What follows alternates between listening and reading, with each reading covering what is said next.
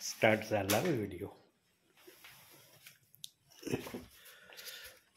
प्रियांनो, देवबाप्पाच्या नावाला धन्यवाद असो की देवबाप्पानी सुंदरशी वेळ दिलेली आहे की या वेळेमध्ये आपण देवाच्या आशीर्वादामध्ये जावं आणि देव आपली भेट घ्यायला यावं.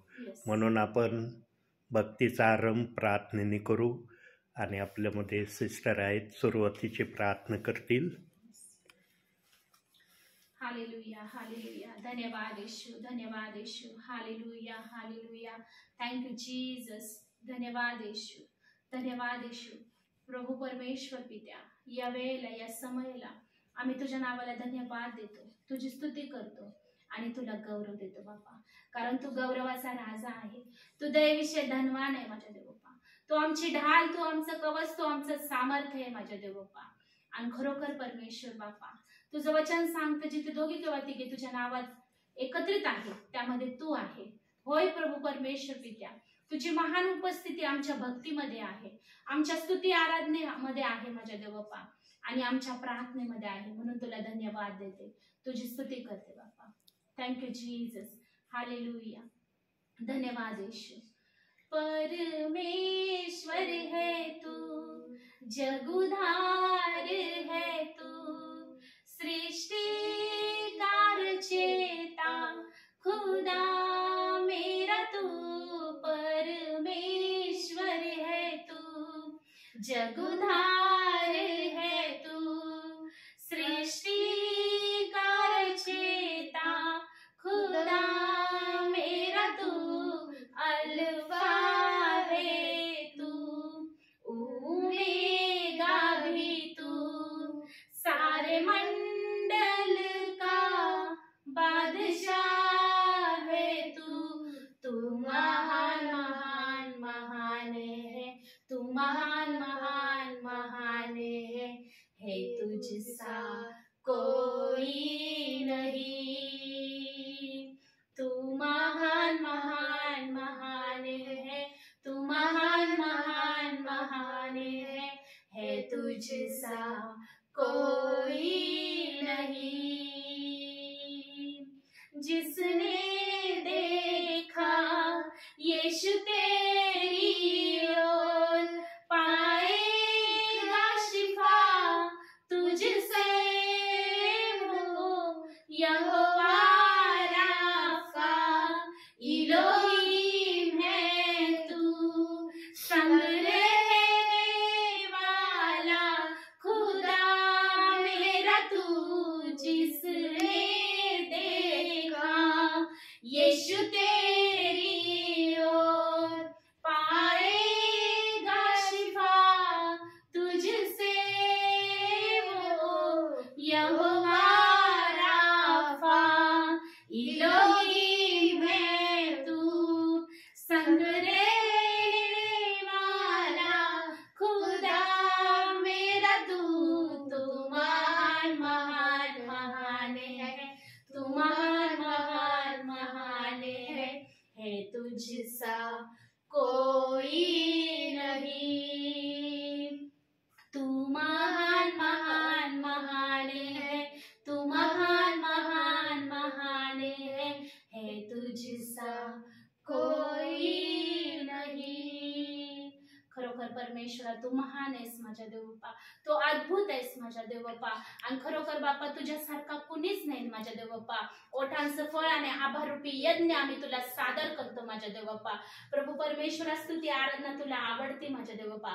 दावीद राजाने अशी स्तुती आराधना केली परमेश्वर बापा की त्याच्या अंगावरच्या कपड्यांचं देखील त्याला भान राहिलं नाही माझ्या देवबापा. आज आमच्या मुखाद्वारे, आमच्या जीवनाद्वारे परमेश्वरा, आम्ही स्तुती आराधना तुला आवडणारी अशी करण्यासाठी परमेश्वरा ते ज्ञान, ते बुद्धी तू आम्हाला दे माझ्या देवबापा. आणि तू देत आहे म्हणून तुला धन्यवाद देतो माझ्या देवबापा. आमच्या घरातून प्रभू आम्ही तुझ्या नावाला धन्यवाद देतो, तुझी स्तुती करतो, तुला गौरव देतो माझ्या देवबापा. कारण स्तुती आराधनेचा यज्ञ तुला आवडतो माझ्या देवबापा.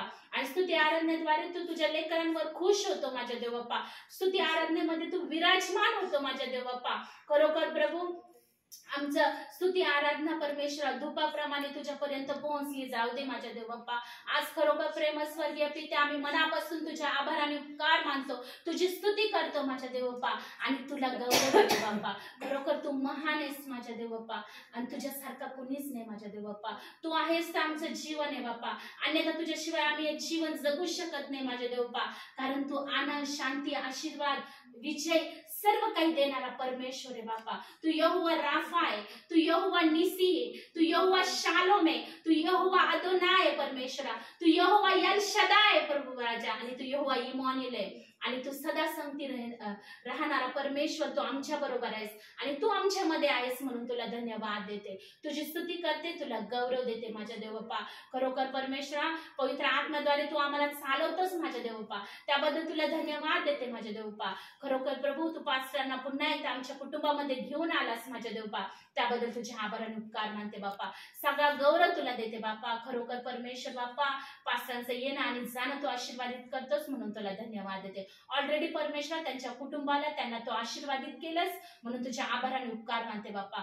आज खरोखर बाप्पा पास्टरांनी आम्हाला शिकवलं माझ्या देव बाप्पा त्या दिवशी की तुम्ही प्रत्येक सेवकासाठी प्रार्थना करत जा।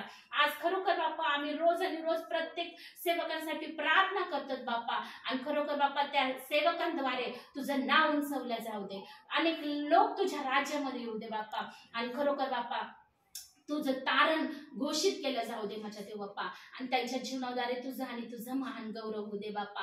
खरोखर परमेश्वर प्रभू परमेश्वर पित्या आमचा जीव तुला धन्यवाद देतो, कारण दावीद राजा म्हणतो हे माझ्या जीवा परमेश्वराचा धन्यवाद कर, हे माझ्या सर्व अंतर्यामा त्याच्या नावाचा जयजयकार कर आणि त्याचे उपकार कदापि विसरू नको। पुन्हा एकदा प्रभू मी तुला धन्यवाद देते, जे उपकार तू आमच्यावर केलेस माझ्या देव बाप्पा ते आम्ही मरेपर्यंत विसरू शकत नाही बाप्पा। खरोखर बाप्पा तू आमचं दुःख आनंदामध्ये बदललंस माझ्या देव बाप्पा, आमची परिस्थिती बदलून टाकलीस माझ्या देव बाप्पा आणि या घराचा मालक तू आहेस माझ्या देव बाप्पा आणि या घरामधून तू उंचावल्या जा आणि तूच गौरवल्या जा माझ्या देव बाप्पा। सर्व प्रार्थना, सर्व वचन, सर्व संदेश आम्ही तुझ्या हातामध्ये समर्पित करतो आणि खरोखर बाप्पा पास्टरांना देखील तुझ्या हातामध्ये समर्पित करतो माझ्या देव बाप्पा। पास्टरांना तुझ्या अधिक आणि अधिक सामर्थ्याने भर, तुझ्या पवित्र आत्म्याच्या द्वारे तू त्यांना चालव माझ्या देव बाप्पा, कारण प्रभू आम्ही शून्य आहोत बाप्पा, आमच्या बुद्धीने आमच्या बलाने आम्ही काहीच करू शकत नाही बाप्पा, आम्हाला तुझी गरज आहे बाप्पा, आमच्याद्वारे तूच उंचवल्या जा आणि गौरव। सर्व प्रार्थना प्रभू येशूच्या नावामध्ये मागतो म्हणून पित्या तुम्ही ऐका, amen. Praise the Lord. Hallelujah. डोळे बंद होता, कॅमेरा असा माझा झाला, हरकत नाही। प्रियांनो, देव बाप्पाजवळ इतकं बोलायला आहे, इतका खजिना देव बाप्पाकडे आहे, पण देव बाप्पाची इच्छा झाली पाहिजे तो खजिना प्रगट करण्यासाठी। आणि जेव्हा मी बायबलमध्ये एवढा तरबेज झालेलो नव्हतो, तेव्हा मी एक वाक्य वारंवार ऐकायचो आणि मी म्हणायचो, प्रत्येक सेवक विश्वासणारा या बायबलच्या संबंधाने एक वाक्य बोलतो, हे कसं काय, हे कसं काय शक्य आहे। आणि काय वाक्य बोलायचे ते म्हणायचे, बायबल तुम्ही जितक्यांदा वाचायला घेणार तितक्यांदा बायबल तुमच्या समोर नवीन रीतीने प्रगट होणार। आणि जेव्हा हे वाक्य मी त्या समयात ऐकत होतो, जेव्हा मी बायबलचा अभ्यासक पूर्ण झालेलो नव्हतो त्या काळात, म्हणजे मी बायबल वाचत असताना मी जगीत पुस्तक ज्याप्रमाणे आपण वाचतो आणि आपल्या ध्यानात राहतं काही क्षण, जोपर्यंत अभ्यासापुरती त्याची गरज आहे त्यानंतर आपण विसरून जातो, त्याप्रमाणेच मी या बायबलला देखील माझ्या जीवनात घ्यायचो। एकदा वाचलं तेच वाचायचं आहे आपल्याला परत परत। कसं काय देवबाप नवीन आमच्या समोर बायबल सादर करणार। मी या गोष्टीकडं एवढा विश्वास ठेवत नव्हतो, पण जेव्हा प्रभूमध्ये वाढत मी राहिलो, प्रभूमध्ये चांगली माझी वाटचाल व्हायला लागली, प्रियांनो जे बायबल वाचतात ना त्यांचा मार्ग, त्यांचे विचार, त्यांचं आचरण आणि त्यांच्या सर्व गोष्टी देवाचं वचन बदलून टाकतात. Yes, amen. Hallelujah. आणि सर्वात मोठी गोष्ट काय करतं माहिती का बायबल? सर्वात मोठी गोष्ट, आणि त्याचं वर्णन बायबलमध्ये सुद्धा केलंय. असं नाही की जे मी सांगत आहे ते बायबलमध्ये दिलेलं नाही. पाऊलाचं एक ठिकाणी भाषण थोडं लांबणीवर गेलं आणि एक जण माडीवर खिडकीत बसला होता. वरून खाली पडला. त्याला अशी झोप लागली, तो वरून खाली पडला आणि गतप्राण झाला, मेला तो. परंतु पाऊल जेव्हा आला, पाऊलाने जेव्हा त्या व्यक्तीकरता प्रार्थना केली, तो व्यक्ती मरणातून जीवनात परत आला. Hallelujah. प्रियांनो, बायबलचं वचन ऐकत असताना तुम्ही साधारण व्यक्ती राहत नाही. Yes, amen. साधारण समजू नका देवाचं वचन ऐकणं म्हणजे. कधी कधी झोप येते, आपल्याला झोपा लागतात. का झोप येते माहिती का आम्हाला? झोप येण्याचं कारण काय? 2 कारणं असतात झोपेची प्रामुख्याने. तिसरं कारण मला देवबाप दाखवित नाही आणि मी माझ्या मनाने सांगणार नाही. प्रामुख्याने 2 कारण कोणते आहे? ज्यांचं वचनाकडे लक्ष नसतं किंवा बायबल वाचन करत असताना ध्यानपूर्वक बायबल आपल्या जीवनामध्ये ते आत्मसात करत नाही, हृदयात ते वचन साठवित नाही, त्यांना संदेश चालू असताना झोप येते. हे पहिलं कारण. आणि दुसरं कारण, एखाद्याचा जर कोणाला संदेश आवडत नसेल, त्या व्यक्तीचा संदेश ऐकणं त्यांना पसंत नसेल, तेव्हा एक झोप येते. हे 2च कारणं असू शकतात प्रियांनो. तिसरं कारण असू शकत नाही. एक तर तो देवाच्या वचनापासून दूर असणार किंवा एखाद्याचा संदेश त्याला आवडत नसेल, यामुळं त्या विश्वासणाऱ्याला झोप येते. प्रियांनो, ज्यांचं लक्ष देवापासून विचलित होतं ना, तिथं सैतानाचं कार्य सुरू होतं. का वचनात सांगितलंय सैतानाला आडवा म्हणजे तो तुम्हापासून पळून जाईल? Yes, amen. का देव बापा असं म्हणला? आम्हाला त्याला आडवायचा आदेश दिलाय, पण तो आडवला पण जातो ना, वचनाप्रमाणेच आडवला जातो, अन्यथा तो आडवला जात नाही. एदेन बागेमध्ये एवढा देवाचा पवित्र पुरुष आदाम होता, त्याला पाप करण्यापासून त्याने माघार घेतली नाही म्हणल्यावर किती सैतान कपटी आहे. सगळी भूमी पवित्र होती. जेवढी पृथ्वी प्रभू परमेश्वराने शब्दाने निर्माण केली होती, पवित्र होती ती. तिच्यामध्ये अपवित्रता मुळीच नव्हती. आणि आज आम्ही जी पृथ्वीची दशा पाहतो, अशी पृथ्वी आमच्या प्रभू परमेश्वराने आपल्या शब्दाने निर्माण केली नाही. अतिशय सुंदर पृथ्वी होती.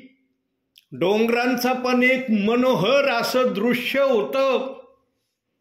प्रभू जे पण बनवतो सुंदर बनवतो, परंतु जेव्हा आदामाने परमेश्वराची आज्ञेचं पाप केलं, तेव्हापासून पृथ्वीला निरनिराळ्या प्रकारे खाच खडगे पडायला सुरुवात झाली. दुसऱ्या भाषेत जर सांगायचं झालं तर पृथ्वी विद्रूप व्हायला सुरुवात झाली. आणि आज पृथ्वी कोणत्या अवस्थेत आहे हे आपण पाहत आहोत प्रियांनो. आज जी पृथ्वी आम्ही पाहत आहोत, अशी पृथ्वी आमच्या प्रभू परमेश्वराने शब्दाने निर्माण केली नव्हती. फार सुंदर होती ती पृथ्वी, परंतु या सुंदर पृथ्वीला सैतानाने विद्रूप करायला सुरुवात कुठून केली? एदेन बागेमध्ये आवडण्याच्या पापापासून. प्रियांनो, काय देवाचं हृदय आहे, काय देवाची सहनशीलता आहे. आज पृथ्वीची अशी अवस्था झाली तरी आमचा प्रभू शांत आहे. अजूनही आमचा प्रभू ते करत नाही जे करायला पाहिजे होतं. काल मी पेपरमध्ये एक न्यूज वाचली प्रियांनो, आणि ती न्यूज मी पूर्ण वाचली पेपरची. पेपरमध्ये कधी कधी अशा घटना येतात प्रियांनो छापून, ज्या आम्हाला पुढील गोष्टीसाठी सावधानतेचा इशारा देतात. बायबलमध्ये तर आम्हाला सावधानतेचा इशारा देव बाप्पांनी दिलेलाच आहे, परंतु पेपरच्या माध्यमातून पण आम्हाला कधी कधी असं काय वाचायला मिळतं की आम्हाला ते वाचल्यावर अतिशय आनंद होतो.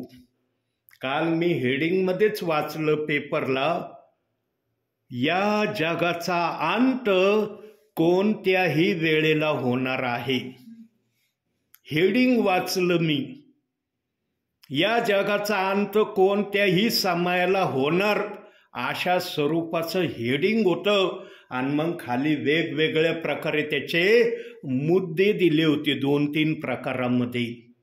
मी ध्यान देऊन ते वाचलं प्रियांनो, आणि खरोखर त्याच्यामध्ये नोहाचा जलप्रलयाचा देखील उल्लेख मी त्या लेखमध्ये वाचला. आणि 6500 वर्षानंतर या पृथ्वीवर काही घटना होतात अशा अनुषंगाचं वाक्य त्याच्यामध्ये मी वाचलं. प्रियांनो, या पृथ्वीचा अंत देवबाप करणार आहे असं जर पेपरमध्ये आम्ही वाचतो, तर जे पवित्र शास्त्र देवबाप्पाने आम्हाला दिलंय त्याच्यामध्ये आम्ही काय वाचतो? त्याच्यामध्ये वेगळं दिलंय का? जे पेपरमध्ये वाचलं तेच बायबलमध्ये दिलंय ना. परंतु बायबलमध्ये देवबाप्पाने वेगळ्या प्रकारे पृथ्वीचा शेवट होणार आहे हे विधान बायबलमध्ये पण आहे, परंतु देवबाप्पाच्या आत्म्याने वेगळ्या प्रकारे ते बायबलमध्ये ठेवलंय. आणि ते समजण्यासाठी आम्हाला पवित्र आत्म्याच्या मार्गदर्शनाने ते समजतं की या पृथ्वीचं होणार काय आहे. पेत्राच्या पत्रामध्ये पण दिलंय, जुन्या करारात पण दिलंय, बहुसंख्य ठिकाणी शब्द आलेला आहे, जगाचा शेवट आला आहे. अशा अनुषंगाचं जुन्या करारात पण आम्ही वाचतो आणि नवीन करारात पण आम्ही वाचतो. सर्वांचा वेळ किंवा सर्वांचा अंत जवळ आला आहे असं पेत्राच्या पत्रामध्ये सांगण्यात आलेलं आहे. काय या घटना प्रदर्शित करतात प्रियांनो? या घटनेमागं फार मोठं कारण आहे. कोणती घटना जर घडती ना प्रियांनो, त्याला कारण असतं तेव्हा ती घडती, अन्यथा ती घटत नाही. म्हणून पृथ्वी देखील वेदना भोगत आहे आणि कणत आहे असं रोमकराच्या 8व्या अध्यायात सांगितलंय. ती देखील प्रभूच्या येण्याची वाट पाहत आहे आणि पुत्राचा सन्मान तिला मिळणार आहे त्याची प्रतीक्षा पृथ्वीही करत आहे असं रोमकराच्या 8व्या अध्यायात सांगितलंय. प्रियांनो, आता देव बाप्पाला देखील या पृथ्वीवरच्या वेदना सहन होऊ नाही राहिलेल्या आहे.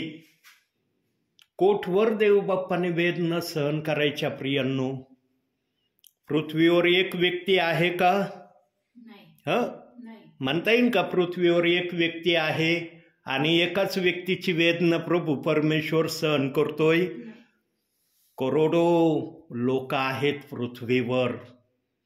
या करोडो लोकांच्या किंवा अब्ज म्हणलं तर चालेल, एवढ्या लोकांचं सांगा कोण पाप करत नाही आज? बायबलमध्ये सांगितलंय नीतिमान कोणी नाही, एकही नाही.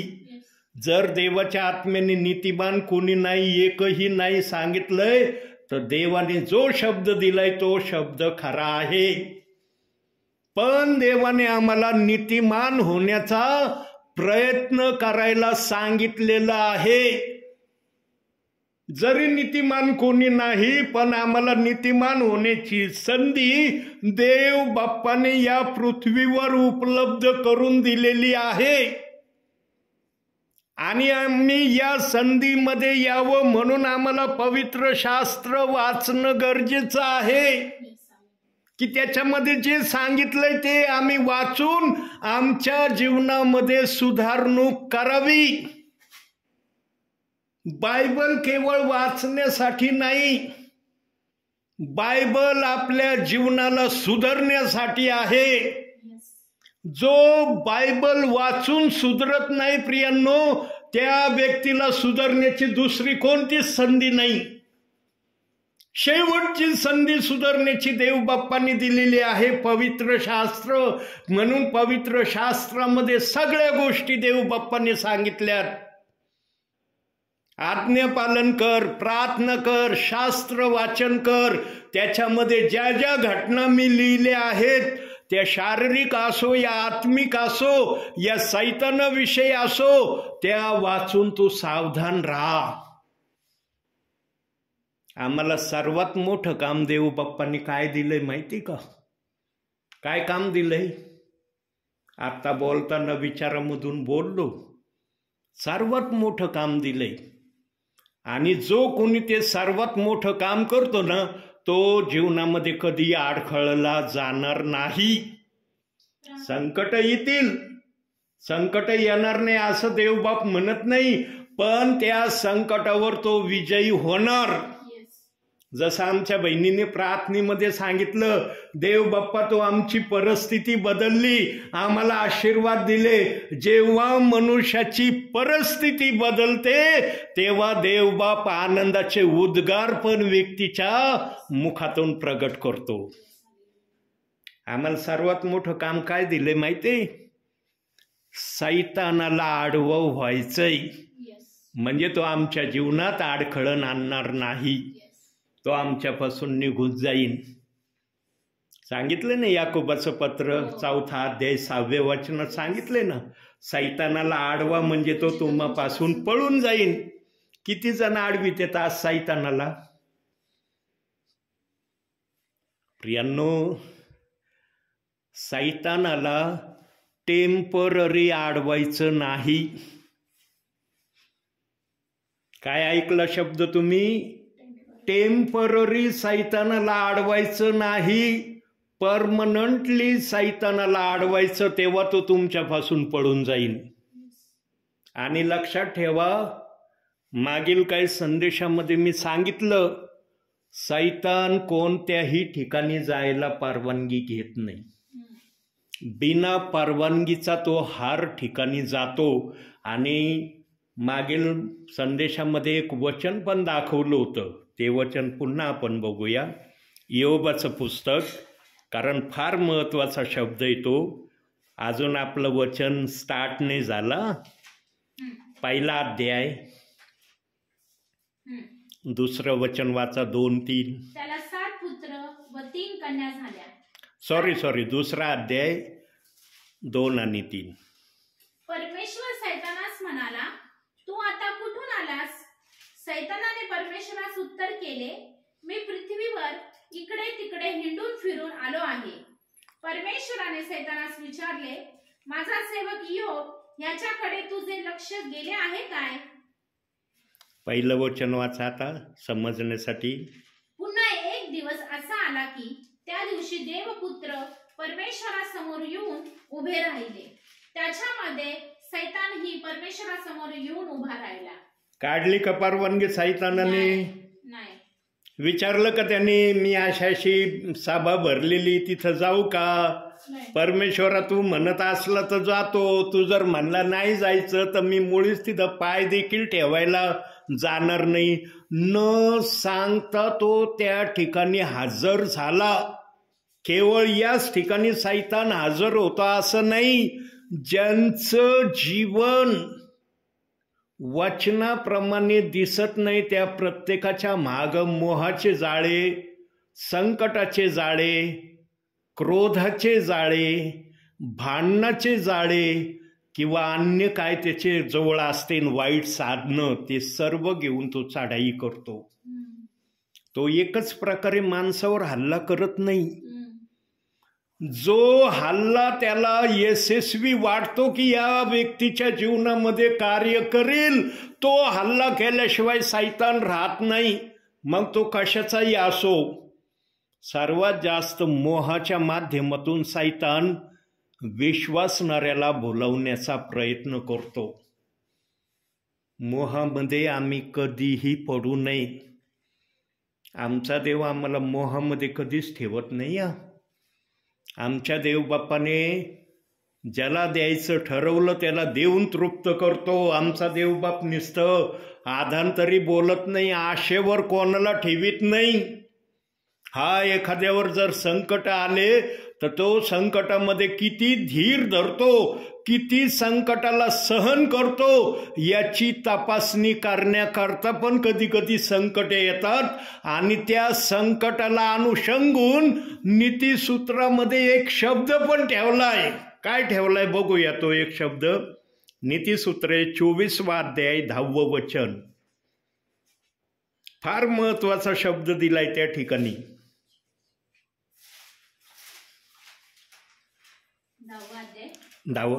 24वा अध्याय 10वं वचन. संकटकाली तुझे धैर्य खचले तर तुझी शक्ती अल्प होय.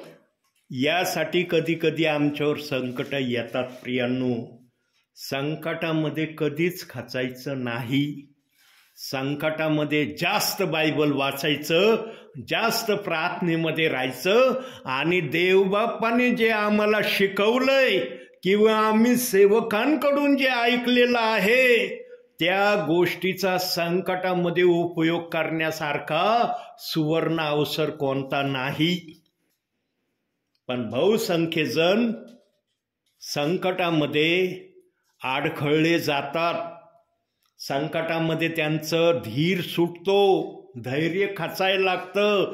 नानाविध संकटामध्ये जर आम्ही निगेटिव्ह विचार केला नाही तर आम्हाला संकट कधीच भारी वाटणार नाही.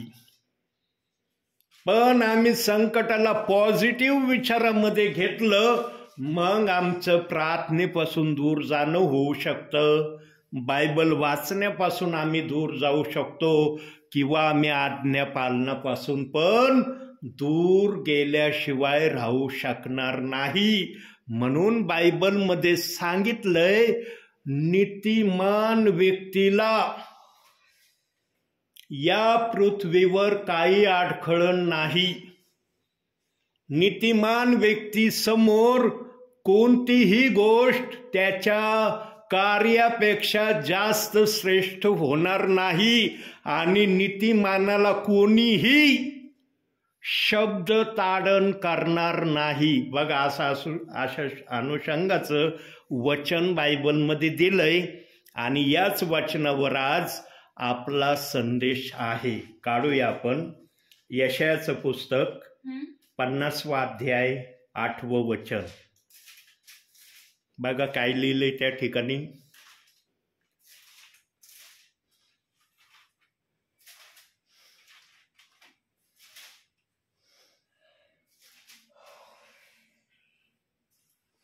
मला नीतिमान ठरविणारा जवळ आहे, मज बरोबर वाद कोण करणार. आपण समोरासमोर उभे राहू, माझ्या प्रतिवादी कोण असेल त्याने मज पुढे यावे.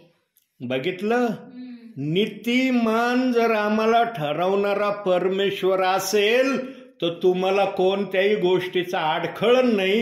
हे त्या वचनाचा सारांश आहे. पण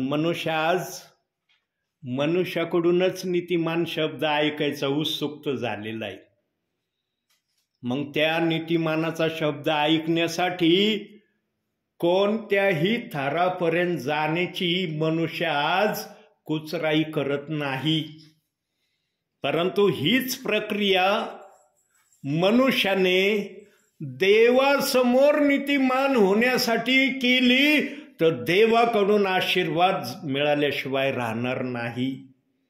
आणि कोणी वादी राहणार नाही, कोणी तुमच्या समोर टिकणार नाही. कितीही ज्ञानी आला तुमच्या समोर आणि देव बाप्पाने तुम्हाला नीतिमान ठरवलंय, त्या ज्ञानी व्यक्तीला देखील तुम्ही प्रभूच्या आत्म्याच्या प्रेरणेने तेवढीच जागा त्यांना दाखवता जेवढी जागा परमेश्वर दाखवण्याची इच्छा ठेवतो.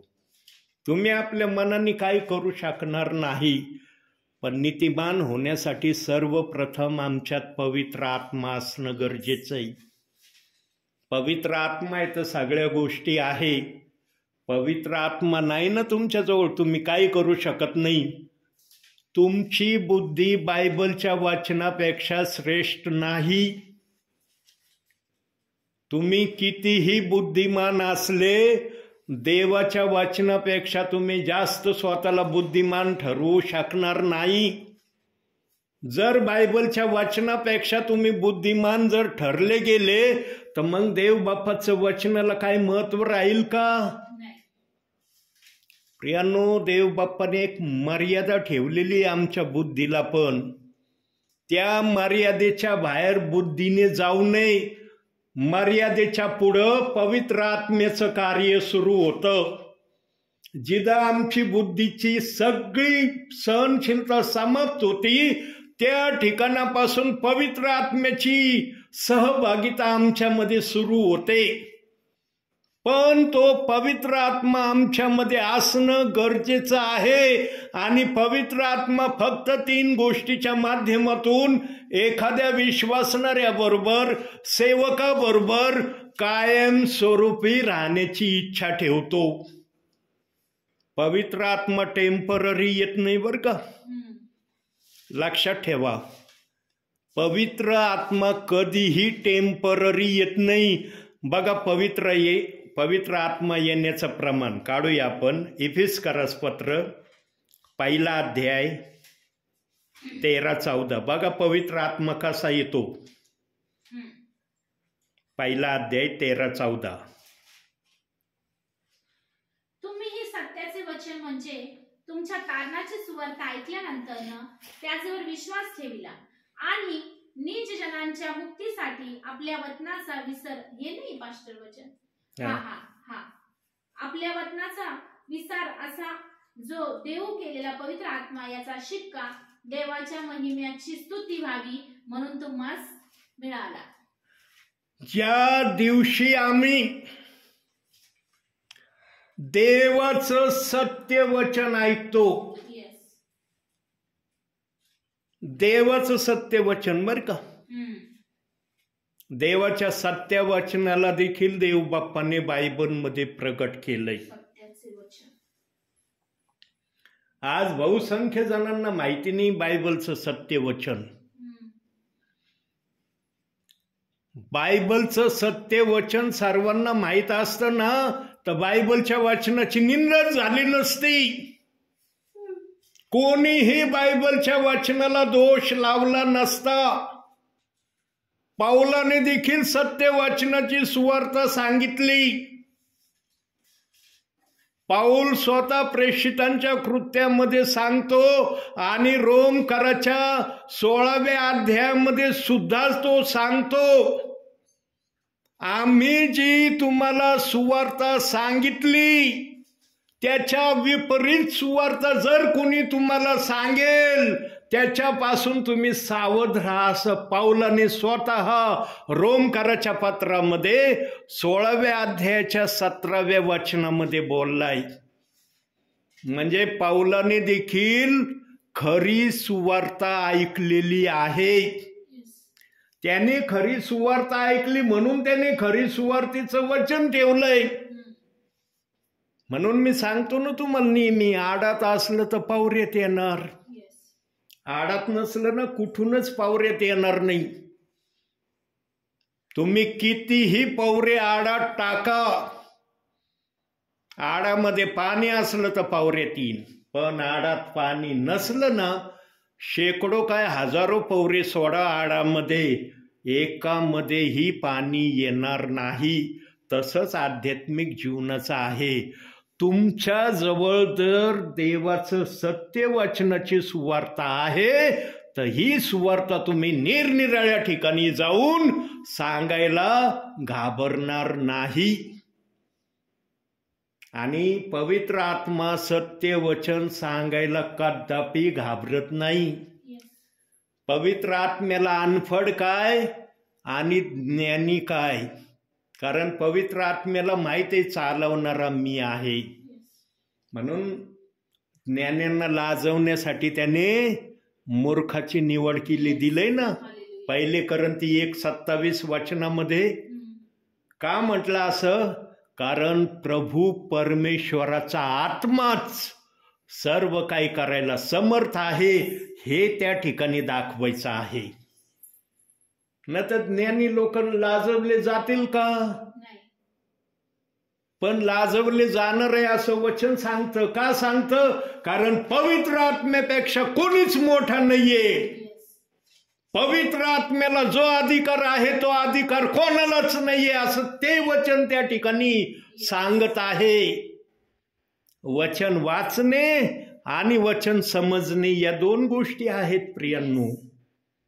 म्हणून वचन आम्ही आत्म्याने ऐकलं पाहिजे. आता काढूया आपण पौलाने जे सांगितलं ना की आम्ही जी सुवार्ता सांगितली याच्या विपरीत सुवार्ता कुणी सांगितली तर त्याच्याविषयीचं बघूया. रोमकरास पत्र 16वा अध्याय 17वं वचन बघा काय लिहिलंय तिथं. 17वं वचन. हो. आता बंधुजनो, मी तुम्हास विनंती करतो की तुम्हाला जे शिक्षण मिळाले आहे त्याच्या विरुद्ध जे फुटी व अडथळे आणणारे त्याचवर लक्ष ठेवा आणि त्यांपासून दूर असा. देवाचं वचन अडखळण आणतं का? नाही. देवाचं वचन फुटी आणतं का? नाही. मग आज बायबलच्या 2 बाप्तिस्म्याच्या वचनाविषयी फुटी कुठून आल्यात? अडखळण कुठून आलंय? देवाने आणलंय या अडखळण? नाही, मनुष्याने. किती सोपं विधान आहे. मनुष्याने आणलं. पवित्र आत्म्याच्या सानिध्यामध्ये असल्यावर सगळ्यांना मोकळीकता आहे. म्हणून वचनात सांगितलं जिथं प्रभूचा आत्मा आहे तेथे मोकळीकता आहे. तिथं घाबरण्याचं कारण नाही. तिथं घाबरायचा आत्मा कधीच येऊ शकत नाही. कारण देवाचा आत्मा जर तुम्हाला बोलायची मोकळीकता देतो तिथं तुमचे शब्द अडवलेही जाणार नाही. आज बाप्तिस्मेच्या 2 वचनाला घेऊन का असं चाललंय? मग का चाललंय? प्रियांनो, कोणत्याही रस्त्याने आलो ना आम्ही, तो रस्ता कोणत्या ठिकाणी येऊन समाप्त होतो माहितीये? कोणत्याही रस्त्याने फिरून या तुम्ही, कुठूनही या तुम्ही फिरून, पण त्याचा शेवट कुठं होतो? वचनाप्रमाणे आचरण करणारे असा. कोणत्याही वाटेने जा पण तुमचा शेवट इथं आहे. कारण देवाने जे वचनाप्रमाणे वागायला सांगितलंय ते वागायला जर तुम्ही शिकले नाही बायबल वाचून तर तुम्ही कोणतं बायबल वाचलंय? मग कोणत्या बायबलचे तुम्ही अभ्यासक आहे? बायबलचा आत्मा शिकवतो का माझ्या वचनाचा विरोध कर, माझ्या वचनाविरुद्ध काय अपशब्द बोल? दिली का मान्यता देवाच्या आत्म्याने? म्हणून प्रियांनो, मी नेहमी सांगतो देवाच्या आत्म्याच्या प्रेरणेने बायबल वाचणे आणि बायबल समजणे या 2 गोष्टी आहे. ज्याला नुसतं वाचायचं माहिती आहे समजत नाही ना त्याचा काही उपयोग नाही. मग तो कसा आहे माहिती आहे? बायबलचा अभ्यासक, त्याला जे आवडतं वचन, त्याच्या फायद्याचं जे वचन आहे तेच घेणार, बाकीचं सोडून देणार. देवाच्या आत्म्याने एकाही वचनाला सोडून देण्याची आज्ञा दिलेली नाही. जे वाईट आहे त्याच्यापासून सावधान राहा. आणि वाईट म्हणलं म्हणजे आमच्या लक्षात येतं वाईट कोण आहे? सैतान वाईट आहे. त्याचं काय आम्हाला घ्यायचं नाही. त्याच्या हरकती थोडक्यामध्ये बायबलमध्ये प्रभूने सांगितल्यात.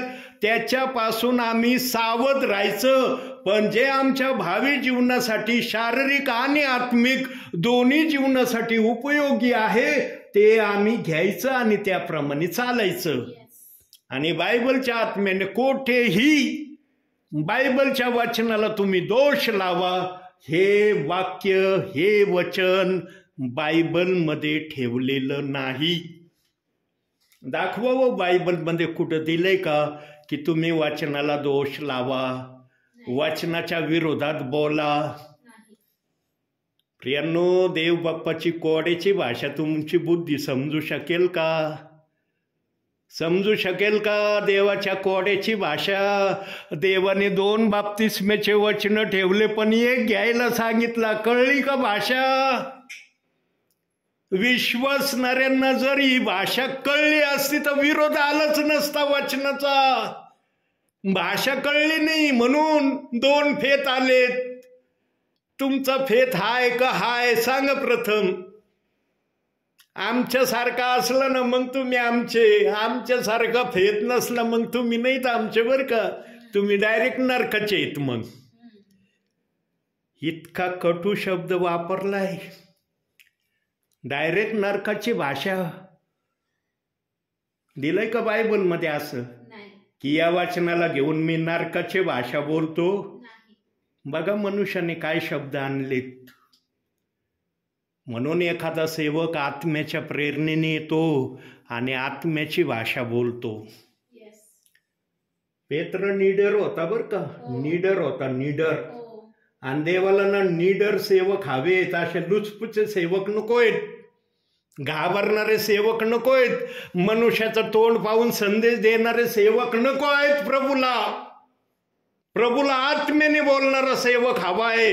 म्हणून पेंटिकॉस्टच्या दिवशी हजारो लोकांमध्ये पेत्र उभा राहिला आणि निडरतेने त्यांनी प्रेषित 2:38 वचन जाहीर केलं. आणि त्याचं प्रमाण पण बायबलमध्ये प्रगट केलंय. 3000 जणांना ते वचन कळलं. कारण 3000 जणच आत्म्याने खरेपणाने वचन ऐकत होते. बाकीचे फक्त चला बोलाय, गोंधळ केला यांनी, लय आरडाओरडा करत होते, काय चाललंय ते बघण्याच्या हेतूने आले होते. ज्यांना देवाला प्राप्त नव्हतं करायचं ना त्यांना देवाचं वचन कळलं नाही. परंतु ज्यांना देवाला समजून घ्यायचं होतं त्यांना देवाचं वचन पेत्राच्या मुखातून आलेलं कळलं. आणि लगेच त्यांनी बाप्तिस्मा घेतला. बायबलमध्ये सांगितलंय 3000 लोकांचे बाप्तिस्मे पेत्राने एकाच वेळेला केले. अहो, इतकं आशीर्वादित ते वचन झालं तरी आज त्या वचनाविरुद्ध कुरकुर चालली. म्हणून मी सांगतो ना तुम्हाला, जे फायद्याचं आहे तेवढं घेतात, बाकीचं सोडून देतात. पेत्राने सुवार्ता सांगितली हा शब्द सर्वजण बोलतात, पण काय सुवार्ता सांगितली, कशाची सांगितली, त्या सुवार्तेमध्ये काय आशय होता हे मात्र नाही सांगत. हे सांगितल्यावर मग डायरेक्ट प्रेषित 2:38 वचनाकडे यावं लागन. मग ते 28-19 वचनाला सोडून द्यावं लागन. देवाने केली का अशी भाषा? एकाला धरा आणि एकाला सोडा? दिलंय का बायबलमध्ये? एक बाप्तिस्मा घ्यायला सांगितलं. हे देव बाप्पाचे शब्द आहेत, त्या शब्दाला कुणी मिटवणार नाही. पण देव बाप्पाचं एक बाप्तिस्मा घेण्याचा शब्द काही जणांना कळला नाही म्हणून गोंधळ आलाय त्या वाचनाचा. एक बाप्तिस्मा कसा घ्यायचा मागील 2 ते 3 संदेशामध्ये देव बाप्पाने सांगितलं. आता पुन्हा देव बाप सांगत आहे की एक बाप्तिस्मा कसा घ्यायचा.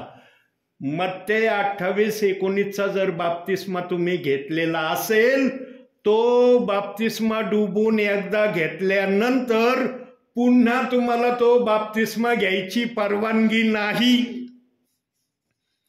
तुम्ही कोणत्याही सबबीवर त्या वचनाचा बाप्तिस्मा कोणत्याही सेवकाकडून घेऊ शकत नाही. कारण ज्या पण सेवकाने तुम्हाला डुबून बाप्तिस्मा दिलाय, मग ते 28-19 फायनल बाप्तिस्मा झालाय तो.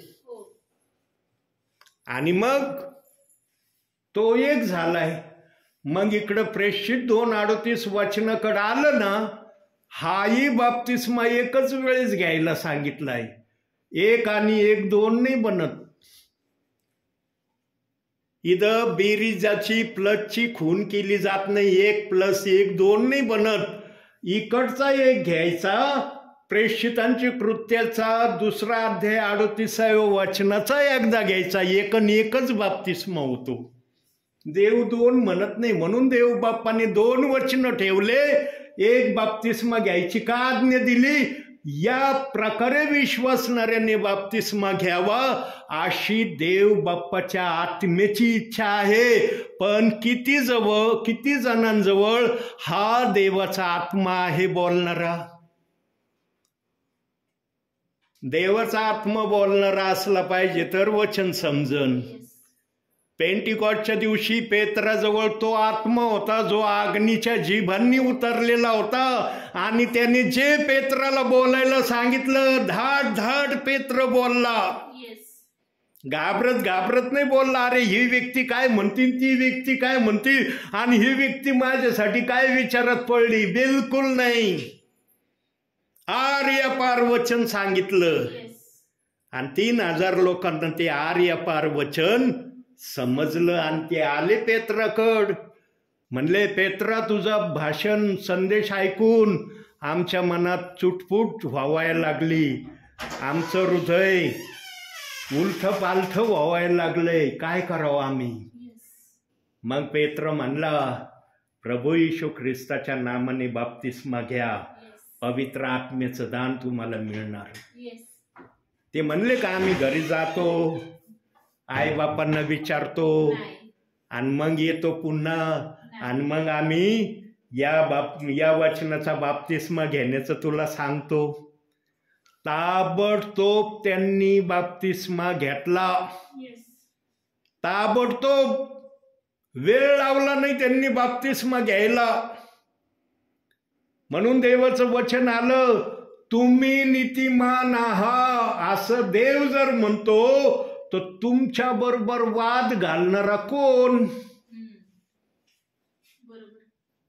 ज्याच्याजवळ देवाचा आत्मा आहे, नीतिमान होण्याचा देव बाप्पाने अधिकार दिलाय, त्याच्या समोर कोणी वाद घालू शकत नाही. कोणाला वाद घालता येणार नाही आणि वाद घातलं तर पवित्र आत्मा त्यातून प्रगट करणार. लक्षात ठेवा, देवाचा सेवक कधीही देवाच्या आत्म्याच्या प्रेरणेने पराजित होणार नाही. हा, पण तो अज्ञानपणात असला ना मग नाही सांगता येणार. म्हणून अज्ञानपण सुज्ञानपण आहे ना. आमच्या जन्माची हिस्ट्री अशी, जन्म घेतला की अज्ञानपणात आम्ही असतो, मग जसं मोठं होतो आमच्या सुज्ञाने यायला लागतं, है ना. का डायरेक्ट जन्म घेतल्याबरोबर सुज्ञानी बनतो का आम्ही? तसंच या 2 बाप्तिस्म्याच्या वचनाचं आहे. किती सोपं पवित्र आत्मा सांगतो या 2 वचनाचं, पण समजत नाही ना. मग त्यांनी जे आणलं ते कोण पाळीन? जे आणलं मागच्यांनी ते कोण पाळीन? अरे देव जे सांगतो ते कोण पाळीन? मग देवाचं ऐकणं महत्वाचं का मनुष्याचं ऐकणं महत्वाचं? इतकं सोपं आहे.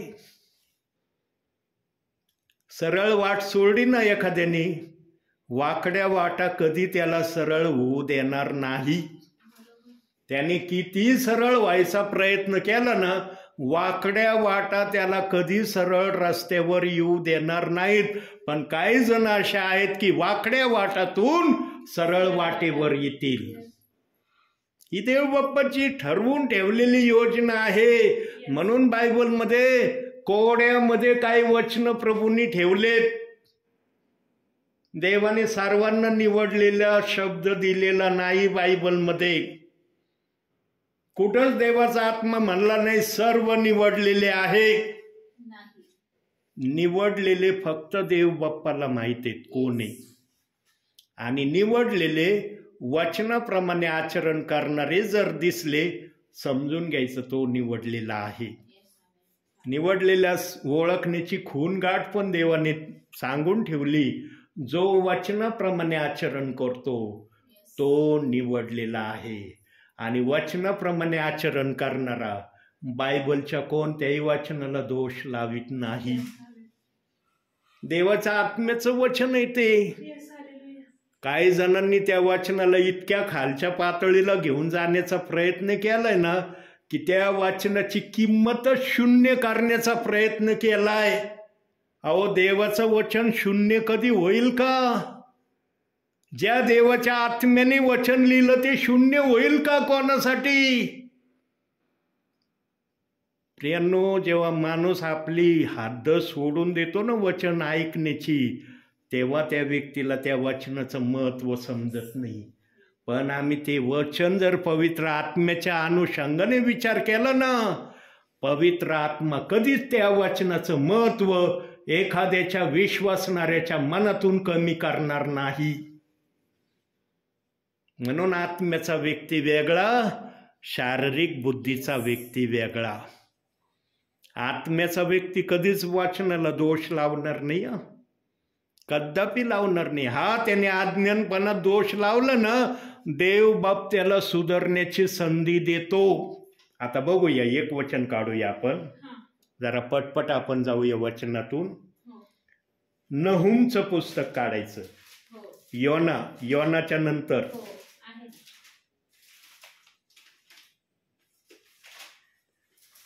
दानियल, होशय, नहूम.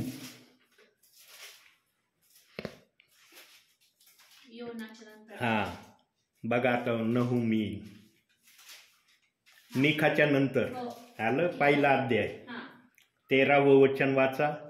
आता मी तुझवरील त्याचे जो मोडील, तुझी बंधने तोडून टाकेल. एखाद्याला जर कुणी प्रेशर मध्ये आणण्याचा प्रयत्न केला ना वचनाप्रमाणे, देव बाप्पाचा आत्मा म्हणतो तो प्रेशर तुझ्यावर काम करणार नाही. त्यांचा काही प्रेशर असो, कोणत्याही प्रेशरने देवाच्या वचनाला ते विपरीत दिशा दाखवण्याचा प्रयत्न करण्याचा मार्ग त्यांनी अवलंबला ना, तरी तू देवाच्या वचनाला खरंच स्थानावर ठेवणार आणि खरंच तू त्यांना सांगणार. आणि त्यांनी जर ऐकलं तर त्यांचे बंधन तोडून टाकीन. त्यांच्यावर जे पण बंधन असतील त्या वचनाला दोष लावण्याचे, त्या वचनाविरुद्ध बोलण्याचे, त्या वचनाविरुद्ध चालण्याचे, ते सगळे बंधन सगळे मी तोडून टाकीन. पण एखादा जर ऐकायला तयार नसला, त्याच्यापासून दूर जा. मग पाऊलांनी सांगितलंय त्यांच्यापासून दूर राहा. सांगितलंय ना वचनामध्ये. प्रियांनो, जो वचन मानतो, ऐकतो, स्वीकारतो, त्याप्रमाणे करतो, देव बाप त्याचा आदर करतो. देवाच्या आत्म्याने कधीच वचनाला दोष लावा सांगितलेलं नाही. आणि पवित्र शास्त्रातल्या एका वचनाला तांदळातल्या खड्यासारखं विश्वासणाऱ्यांनी, सेवकांनी दोषाचं वचन केलंय. काही जणांनी केलंय, सर्वांनी नाही केलं. आणि ते वचन कोणतं आहे? प्रेषितांची कृत्य 2 अध्याय 38वं वचन. हे वचनाचा काही जणांना रेफरन्स ऐकण्याची इच्छा होत नाही, तर ते वचन वाचणार कधी ते. म्हणून जे ऐकणारे आहेत त्यांच्याकडं देवाचा आत्मा सेवकाला पाठवेल. जे ऐकणारे नाहीत त्यांच्यापासून सेवकाला देवाचा आत्मा दूर करणार. पुढे जाऊया आपण आता. इर्मयाच्या पुस्तकात जाऊ आता. यशायानंतर 8वा अध्याय 9वं वचन. 8वा अध्याय 9वं वचन इर्मया.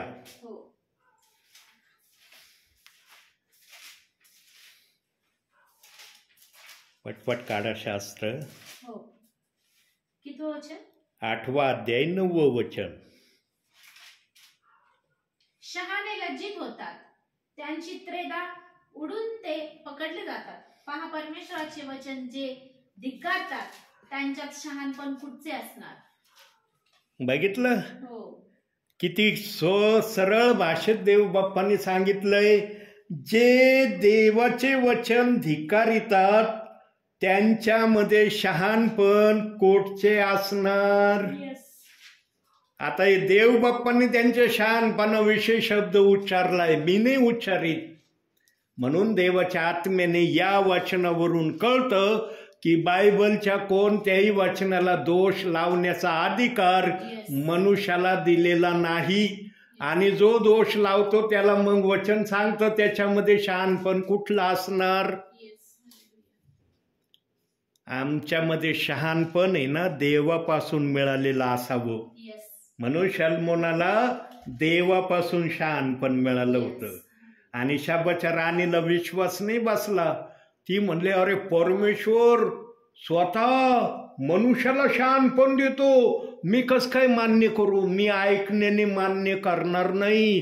प्रत्यक्षात जाऊन जेव्हा पाहीन ऐकून तेव्हा मला खरं वाटन की शलमोनाला खरोखर देव बाप्पाने शहाणपण ज्ञान बुद्धी चातुर्य दिलंय. आणि आली शाबाची राणी.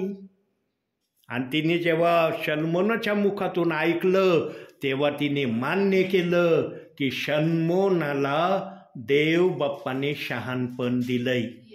तसं थोमा होता. सगळे शिष्य म्हणत होते प्रभू मरणातून उठला, पण थोमा म्हणला नाही, मी त्याच्या शरीरावर जखमाच्या खुणा पाहिल्याशिवाय तो मरणातून उठला मान्यच नाही करणार. मग प्रभू पण त्याला म्हणला, बंद खोलीमध्ये त्याची भेट घ्यायला गेला आणि त्याला म्हणला, थोमा थोमा अविश्वासू असू नकोस तर विश्वासू आहेस. आणि बघ हे माझे हात, बघ ही माझी कूस, बघ हे माझ्या पायाचे व्रण. आणि जेव्हा थोमाने ते पाहिलं तेव्हा थोमा, हे प्रभू हे माझ्या देवा अशी शब्द त्यांनी काढले. काही जण ना प्रत्यक्ष घटना पाहिल्याशिवाय मान्य करत नाही. आज जे कोणी प्रेषित 2:38 वचनाचे एवढं देवबाप आत्म्याच्या प्रेरणेने सांगतोय, जे कोणी मान्य करीत नाही ना ते म्हणतात ना आम्हाला याचं ठोस प्रमाण दिसल्याशिवाय आम्ही मान्य करणार नाही. देवाच्या आत्म्याला जर वाटलं एखाद्याविषयी तर देव बाप त्यांना ते प्रमाण दाखवेल. जसं मला दाखवलं, मला देव बाप्पाने दाखवलं प्रेषित 2:38 वचनाचं प्रमाण, म्हणून मी या वचनात आलो आणि या वचनाची सुवार्ता सांगतोय. न तर माझ्यासारखा प्रेषित 2:38 वचनाची निंदा करणारा कुणी नव्हता. मी मागील पुष्कळ संदेशात सांगितलंय, अतिशय भयंकर आणि भयानक या वचनाविरुद्ध मी बोललेलो आहे. आणि अजूनही काही परिवार आहेत ते म्हणतात, ब्रदर आम्हाला या वचनाविषयी तुम्ही काय सांगितलं होतं, काय शब्द दिले होते, मरावं लागलं तरी प्रेषित 2:38 वचन स्वीकारू नका आणि याच वचनाची सुवार्ता सांगायला आमच्या घरात आला. तेव्हा त्यांना मी सांगितलं देवाच्या आत्म्याच्या प्रेरणेने, म्हणलं त्यावेळेस ना मी अज्ञानपणाने बोलत होतो. देव बाप्पाला कळत होतं माझा हा सेवक सेवा करणारा अज्ञानपणाने माझ्या विश्वासणाऱ्यांना सांगतोय. म्हणून देव बाप्पाने मला दर्शन दिलं आणि म्हणलं या वचनाची तुला सुवार्ता सांगावं लागल.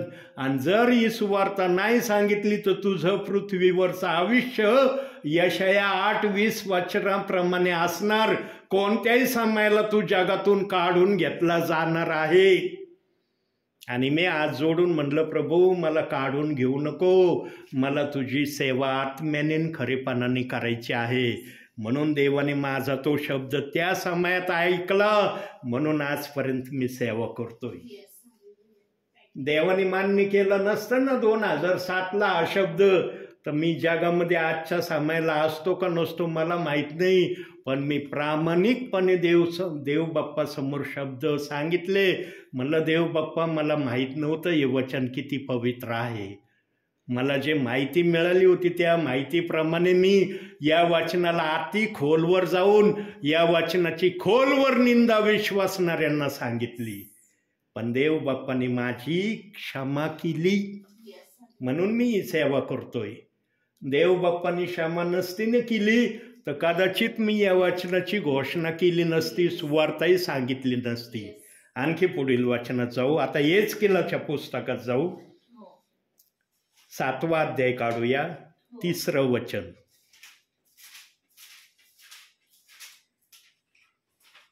7वा अध्याय 3रं वचन. येहेजकेल.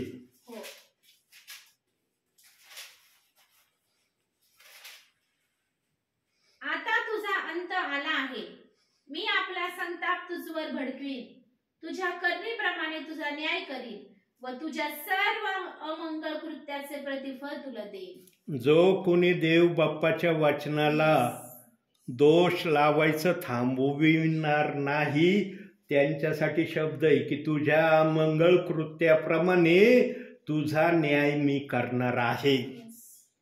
तुझी गय केली जाणार नाही. तू माझ्या वचनाला जर दोष लावला तर तुझा त्याचप्रमाणे हिशोब मी घेणार आहे, ज्याप्रमाणे तू वचनाला दोष लावणारा होतास. म्हणून मनुष्याने सर्वांना दोष लावावा, सर्वांच्या विरोधात जावं, देवाच्या वचनाच्या विरोधात जाऊ नये आणि देवाच्या वचनाला दोष लावू नये. जर दोष लावला तर देव म्हणतो तुझ्या करण्याप्रमाणे तुझा न्याय करीन. देव बाप न्याय केल्याशिवाय राहणार नाही. आणि मागील संदेशात मी सांगितलं की ज्यांनी ज्यांनी वचनाला दोष लावला त्या लोकांचा सर्वप्रथम न्याय केला जाईल की तुम्ही कोणत्या अधिकाराने बायबलच्या वचनाला दोष लावित होते. मी वचनाला दोष लावण्याचा अधिकार दिला होता का? मग हा अधिकार तुम्ही कुठून आणला? आज फार विश्वासणाऱ्यांना सोपं चाललंय वचनाला दोष लावणं, पण न्यायाच्या समयामध्ये देवबाप म्हणतो तुझ्या सर्व अमंगळ कृत्याचे प्रतिफळ तुला मी देईन. जिथं देवबाप अमंगळ कृत्य म्हणतो तिथं चांगलं कृत्य म्हणता येईल का कोणाला? म्हणून मनुष्याने माणसाच्या नजरेमध्ये स्वतःला चांगलं ठेवण्याचा प्रयत्न करावा.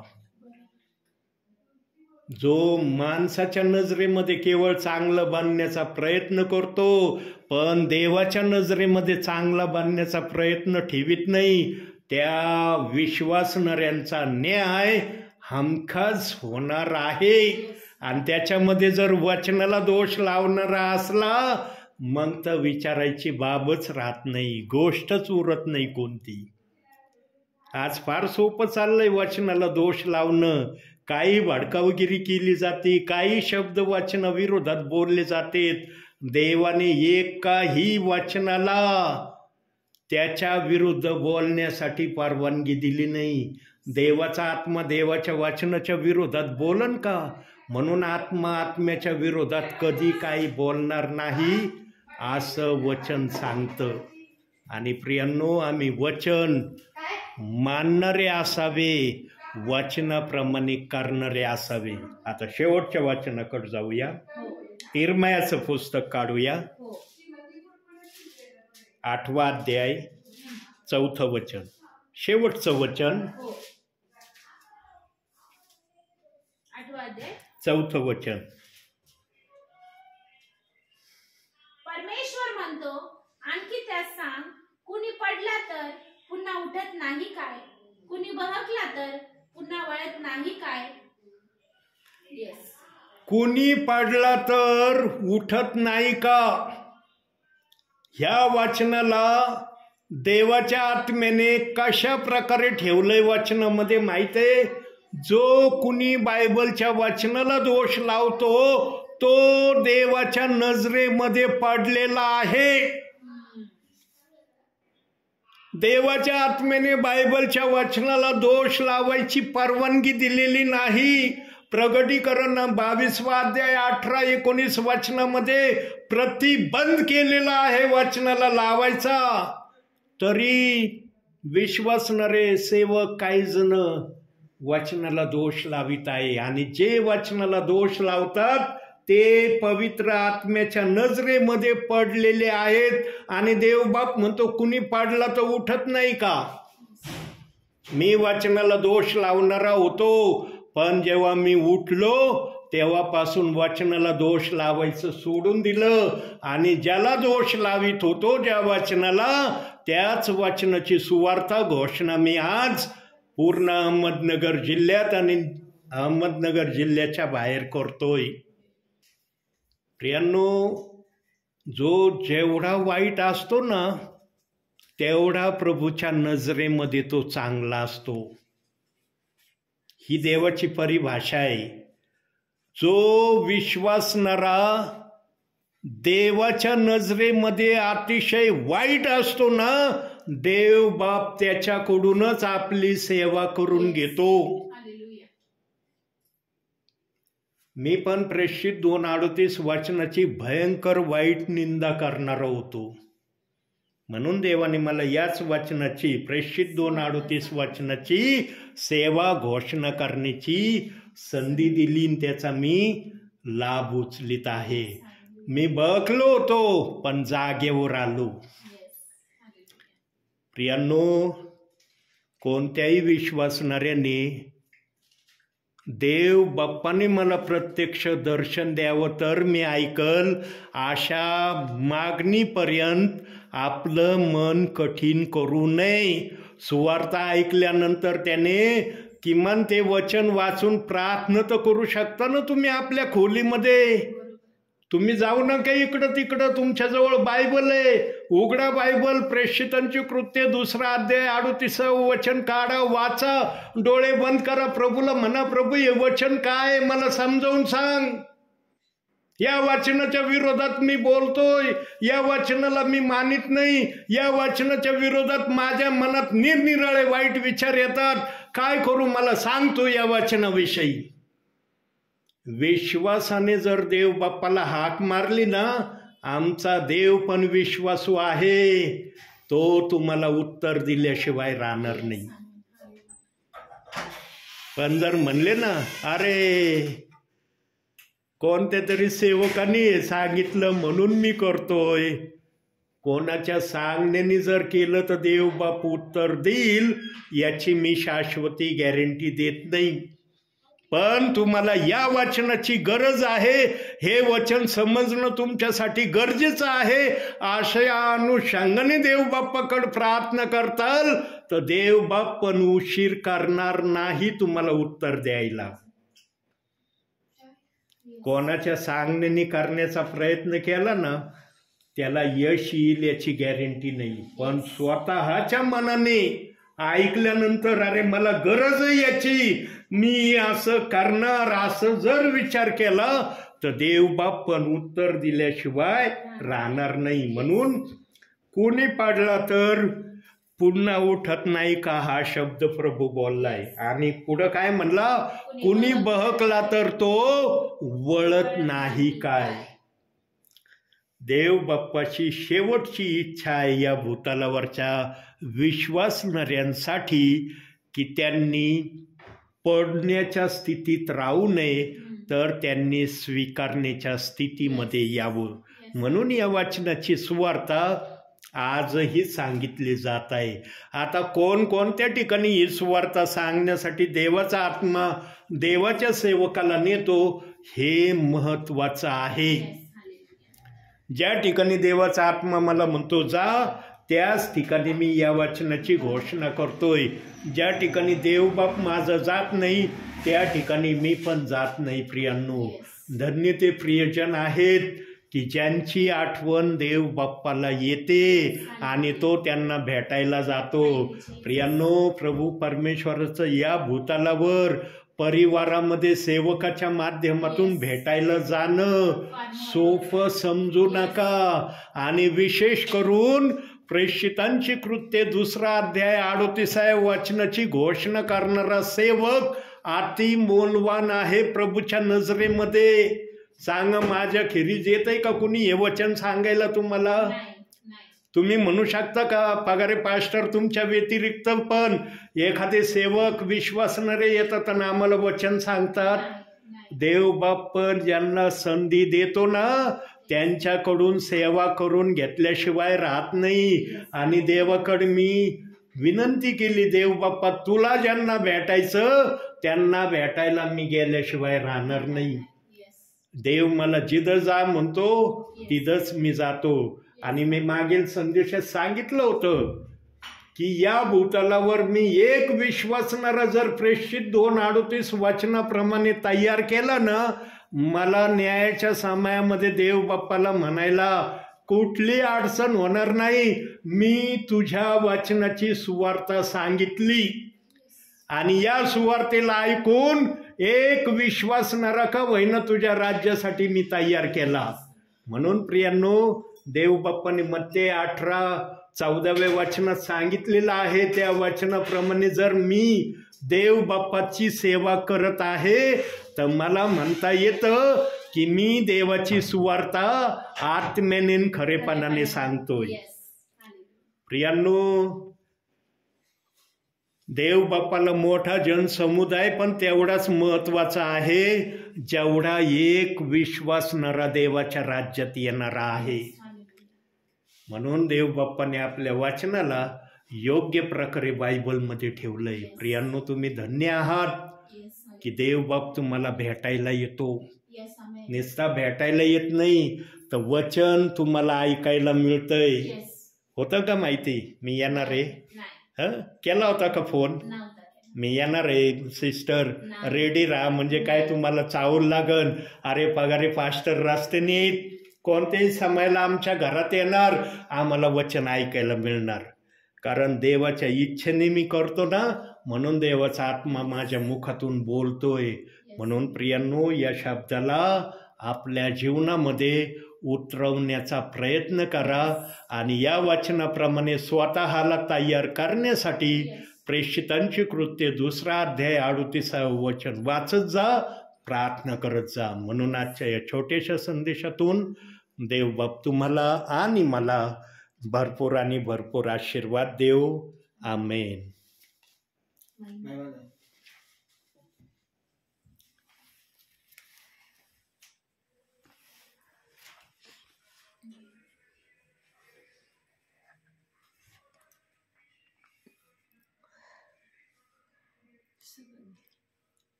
दे ना. देऊ का?